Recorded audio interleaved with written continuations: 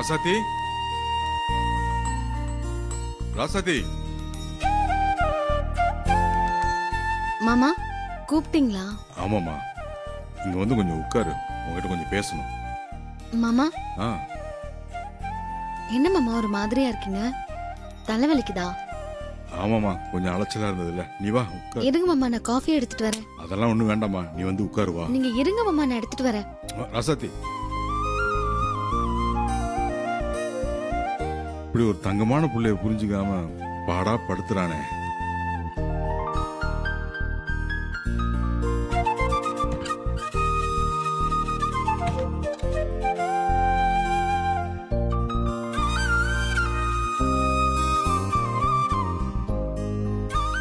இந்தாங்க மாமா. மா, அந்த சேர் எடுத்து போட்டு நீ உட்காரு. பரவாயில்ல மாமா. என்னாச்சு மாமா? என்னம்மா, காஃபில சக்கரை போட மறந்துட்டேன்னு நினைக்கிறேன். ஐயோ இருங்க மாமா, நான் போய் சக்கரை எடுத்துட்டு வரேன். இல்ல இல்ல இருமா, இப்ப காஃபி எல்லாம் ஒண்ணும் முக்கியம் இல்ல. நம்ம மனசுல இருக்கிற பாரம் செய்யற செயலை தடுமாற வைக்கும். எனக்கு புரியுதுமா, உன் மனசு எவ்வளவு கஷ்டப்படணும்னு. இப்படி ஒரு இக்கட்ல நானே உன்னை மாட்டி விட்டனே. அதெல்லாம் ஒண்ணும் இல்ல மாமா. இல்லம்மா, எல்லாத்துக்கும் நான் தான் காரணம். உனக்கு நல்லது பண்றதா நினைச்சு உன் வாழ்க்கைய நானே கெடுத்துட்டேன்ல. நான் மட்டும் இனி எனக்கு உன்னை கட்டி வைக்காம இருந்திருந்தா வேற யாராவது கல்யாணம் பண்ணிட்டு சந்தோஷமா இருந்திருப்ப. மாமா ஏன் மாமா இப்படி சொல்றீங்க? எனக்கு நீங்க நல்லதுதான் பண்ணீங்க. எனக்கு இந்த மாதிரி ஒரு அற்புதமான குடும்பம், ராணி மாதிரி வாழ்க்கையெல்லாம் உங்களால தானே கிடைச்சது. நான் சந்தோஷமா தான் இருக்கேன். ஏமா என்கிட்டே சமாளிக்கிற? சுத்தி எல்லாம் நல்லா அமைஞ்சிருந்து என்ன பிரயோஜனம்? உன்னை கொண்டாட வேண்டியவனை உன்னை திட்டி தீத்துட்டு போறான். இதை பார்த்துட்டு எதுவும் செய்ய முடியாம நானும் சும்மா உட்கார்ந்துட்டு இருக்கேன். இது எல்லாமே நான் செஞ்ச தப்புதாம்மா. இதை எப்படி சரி பண்ண போறேன்னு கூட எனக்கு தெரியல.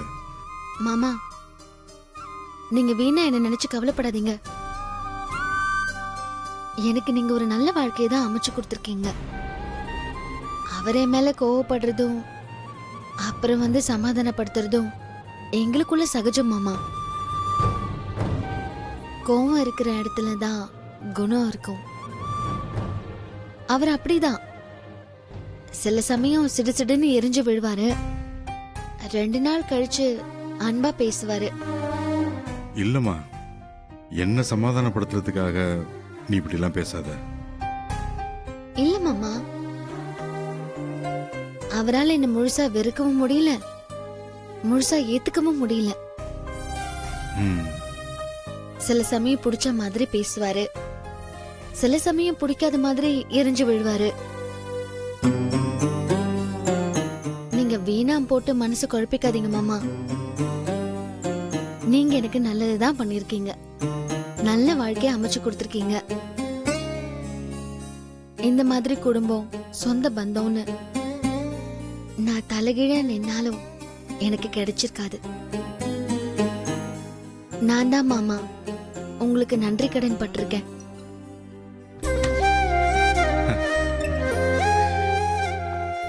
இந்த வீட்டுல இவ்வளவு பிரச்சனை உனக்கு இருக்கு, ஆனா அது எல்லாத்தையும் சகிச்சுக்கிட்டு இந்த குடும்பத்தை ஏத்துக்கிட்டு சந்தோஷமா இருக்க முயற்சி பண்ற பாரு, அதாம்மா நீ.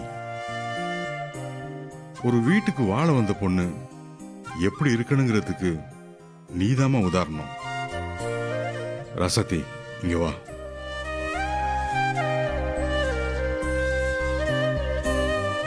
எனக்கு ரொம்ப பெருமையா இருக்குமா.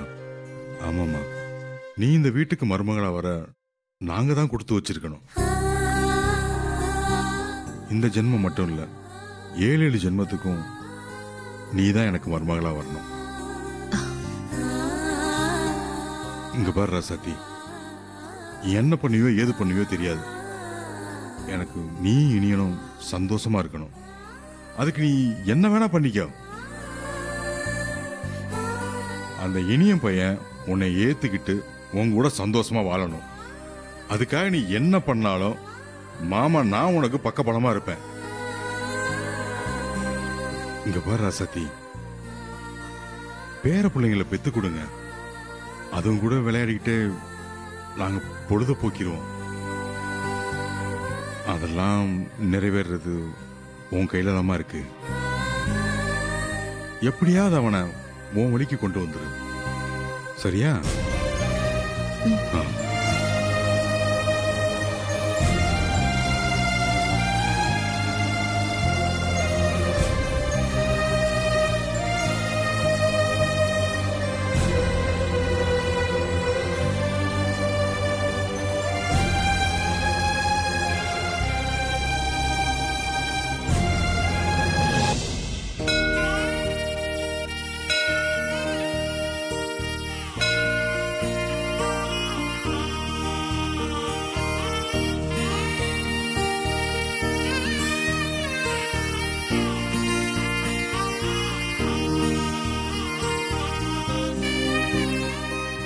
வாமா ரசத்தி, நல்லா இருக்கியா? ம்.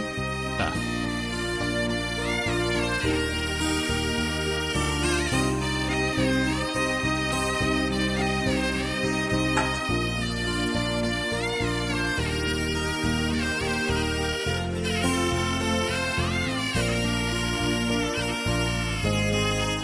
ஆத்தா, நான் கண்மணி சொன்ன மாதிரி பொய் சொன்னா மாமா என் மேல அன்பா இருப்பாரா இல்லையான்னு தெரியல. ஒரு பக்கம் யோசிச்சு பார்த்தா இருப்பாருன்னு தோணுது. மறுபக்கம் இதனால கோவமாகி என்ன வெறுப்பாருன்னு தோணுது. எனக்கு இதுல என்ன பண்ண ஏது பண்ணன்னு ரொம்ப குழப்பமா இருக்கு.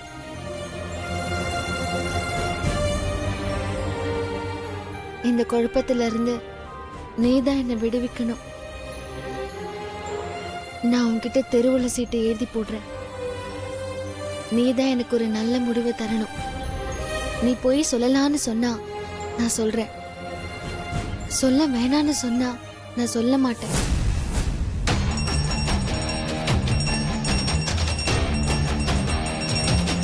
ஐயோ, இவ சீட்டு எழுதி போட்டா சாமி இவளுக்கு நல்லது பண்றதா சொல்லி இவளுக்கு சாதகமால சொல்லும். அப்ப நாம நினைச்ச பிளான் எல்லாம் வீணா போயிடுமே.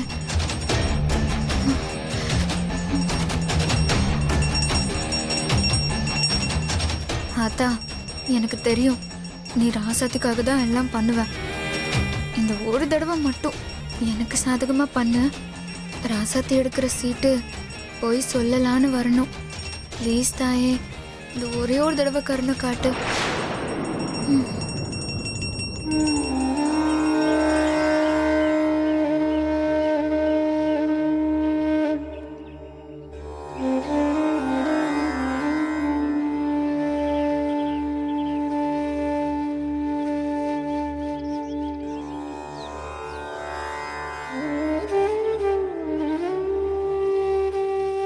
சாமி, சொல்லுமா.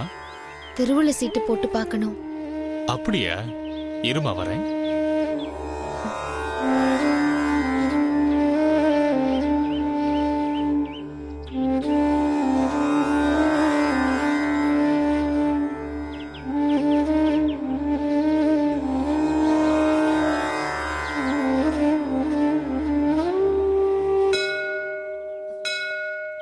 என்கிட்ட கொடுங்க. இந்தாமா, இதுல எழுது.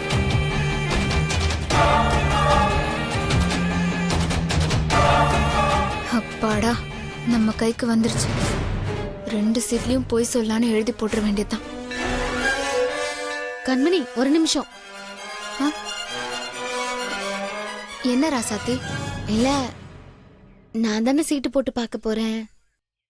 அதை என் கைப்பட எழுதி போட்டா எனக்கு இன்னும் கொஞ்சம் மனநிறைவா இருக்கும்.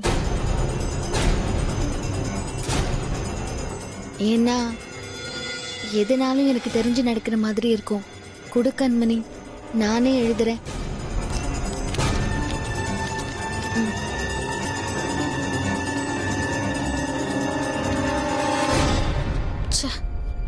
மாட்டாளே.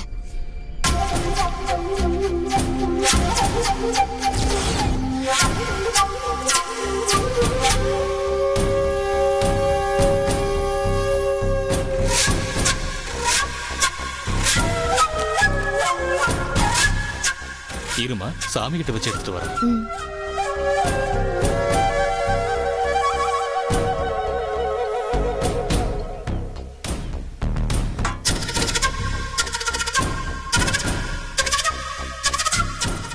அத்தா, போய் சொல்லலாம் தான் வரணும். இந்த ஒரு தடவை கருணை காட்டு. ம்.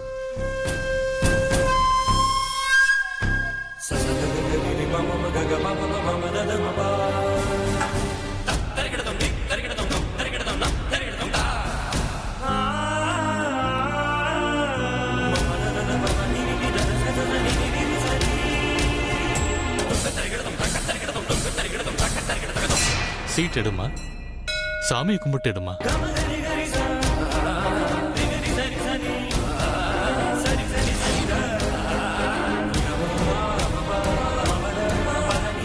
எடு ராசாத்தி.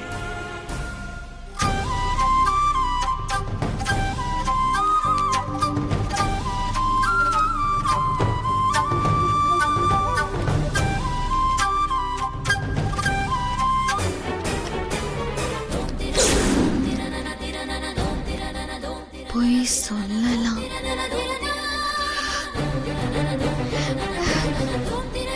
அப்பா,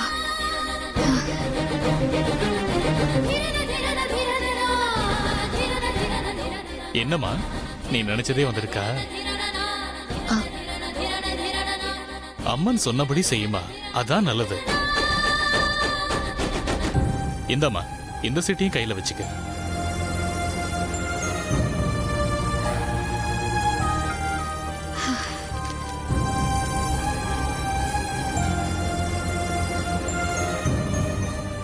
கண்மணி, போய் சொல்லலான்னு வந்திருக்கு கண்மணி. பாத்தியா ராசாத்தி, அந்த ஆத்தா கூட அதை தான் சொல்லியிருக்கு. அந்த கடவுள் உன்னை என்னைக்கும் கைவிட்டதில்லை. ம்? எப்பவும் உனக்கு நல்லதுதான் பண்ணும்.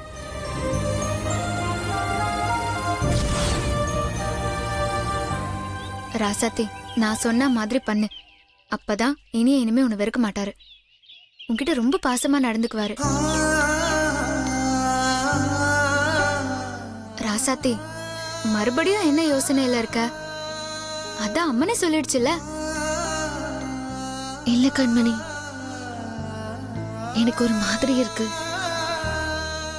முழு திருப்தி வரல. வேணும்னா நம்ம இன்னொரு தடவை சீட்டு போட்டு பார்க்கலாமா? ஐயோ ராசாத்தி, அது தப்பு ராசாத்தி. நாம என்னைக்குமே ஆத்தாவை சோதிக்க கூடாது. ஒரு தடவை சொன்னா சொன்னதுதான். இல்ல கண்மணி, இது எனக்கு மனசுக்கு சரியா படல. எதுக்கும் இன்னொரு தடவை போட்டு பார்க்கலாம். ஐயோ ராசாத்தி, உனக்கு சொன்னா புரியாதா? இது சாமி விஷயம், விளையாட்டு காரியம் கிடையாது. உன் மனசுக்கு சரியா வர வரைக்கும் போட்டுட்டே இருந்தா அதுக்கு எதுக்கு சாமி கிட்ட கேட்கணும்? சாமி கிட்ட கேட்டா சாமி ஒரு தடவை சொன்னதுதான் முடிவு. இல்ல கண்மணி, நான் இன்னொரு தடவை போட்டு பார்க்கறேன். ஐயோ சும்மா இரு ராசாத்தி, ஏதாவது தெய்வ குத்தம் ஆயிடும். இங்க பாரு, நீ இங்க இருந்தா திரும்ப போட்டு பார்க்கணும் தான் தோணும். முதல்ல இங்க இருந்து வா போலாம். கண்மணி, வா ராசாத்தி, வா. கண்மணி, கண்மணி.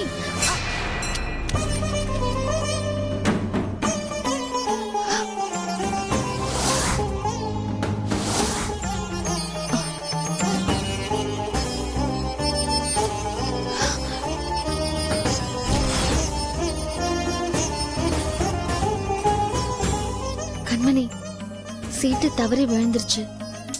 ராசாத்தி, தவறி விழல. அது உன் கையில இருக்க கூடாதுன்னு அந்த ஆத்தா தட்டி விட்டுருக்கு. நீ வா, நம்ம போலாம். இல்ல கண்மணி, திரும்ப நீ எடுத்து பாருன்னு அந்த ஆத்தா சொல்ற மாதிரியே இருக்கு. நான் எடுத்து பார்க்க போறேன். ஐயோ ராசாத்தி, வேண்டாம் ராசாத்தி. இல்ல கண்மணி, நான் எடுக்க தான் போறேன். ஏய்,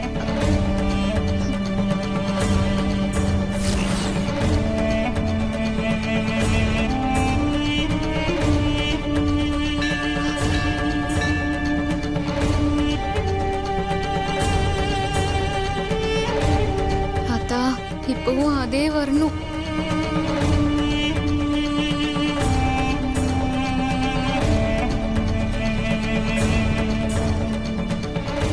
ரசத்தை கொடு, நான் ஓபன் பண்ணி பார்க்கறேன்.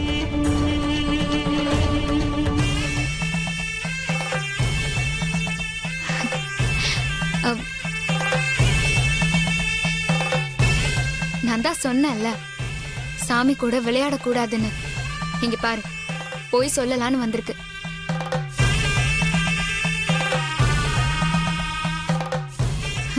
இப்போ இல்ல, 1000 தடவை கேட்டாலும் இந்த கடவுளோட முடிவு ஒரே முடிவுதான்.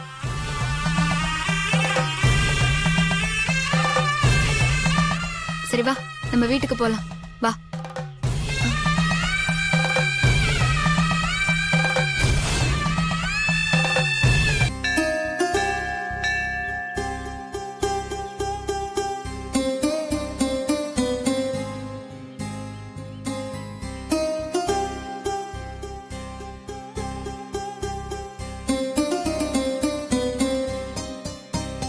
ராசாத்தி,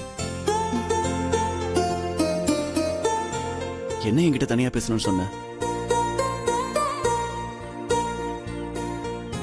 நான் முடிவு பண்ணிட்டேன் மாமா.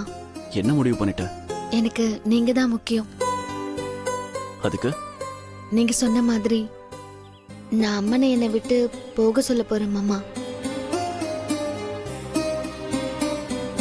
அது மட்டும் இல்ல மாமா, அன்னைக்கு நம்ம குடும்பத்தோட நல்லதுக்காக மாற்று அபிஷேகம் பண்ண போய் பண்ண முடியாம தடப்பட்டதுனாலதான் அந்த அம்மன் எனக்குள்ள வந்துச்சு.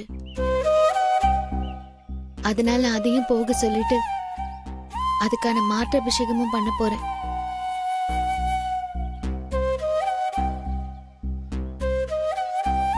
நான் அதை பண்ணதான் மாமா கோவிலுக்கு வந்தேன்.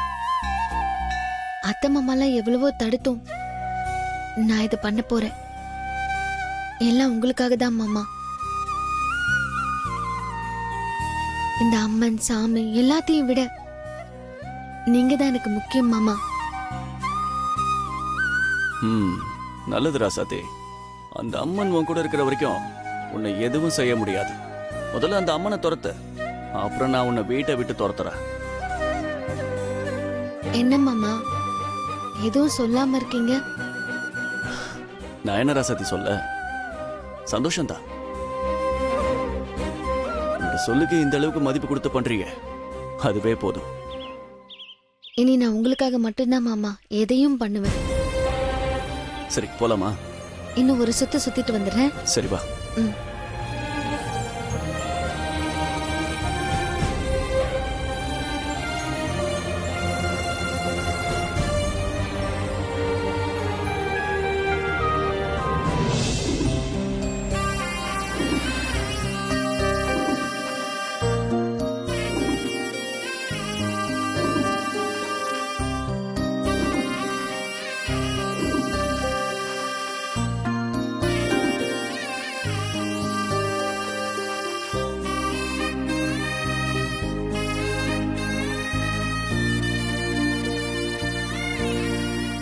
எங்கப்பா போனீங்க?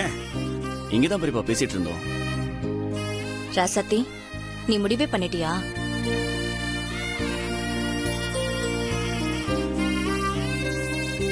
மாற்று அபிஷேகம் பண்ணிதாகணுமா? ஆமா அத்தை.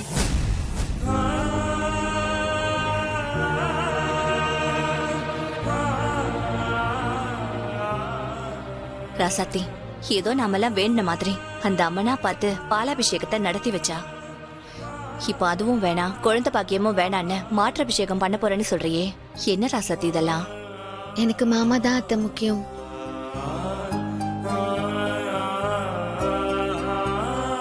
அபிஷேகம் பண்ணாததுனால மாமாவுக்கும் எனக்கும் தேவையில்லாத பிரச்சனை வருது. சண்டை சச்சரவால வீட்டுக்குள்ள எல்லாரோட நிம்மதியும் கெடுது. இது எல்லாத்துக்கும் ஒரே பரிகாரம் மாற்று அபிஷேகம் தான்.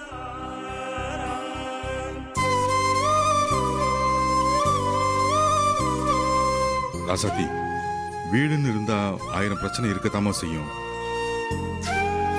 அதுக்குன்னு நீ மாற்றாபிஷேகம் பண்ணி அந்த அம்மன் உனக்கு கொடுக்க இருக்கிற குழந்தை பாக்கியத்துல ஏதாவது பிரச்சனை வந்துரும் தான் பயமா இருக்குமா?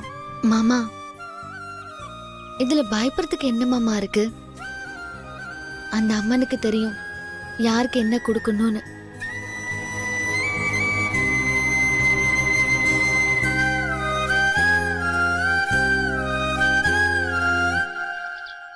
அந்த ஆத்தா மனசு இறங்கி குழந்தை பாக்கியம் கொடுக்க வேணாம் நினைச்சாலும் சரி, கொடுத்தாலும் சரி, எனக்கு அமையணும்னு விதி இருந்தா எவ்வளவு பிரச்சனை வந்தாலும் எனக்கு குழந்தை பாக்கியம் கிடைக்கும். இல்லம்மா, இது சாமி காரியம், எல்லாம் பார்த்து தான் பண்ணணும், யோசிச்சுக்கோ. இல்ல மாமா, நான் கண்டிப்பா மாற்று அபிஷேகம் பண்ணதான் போறேன்.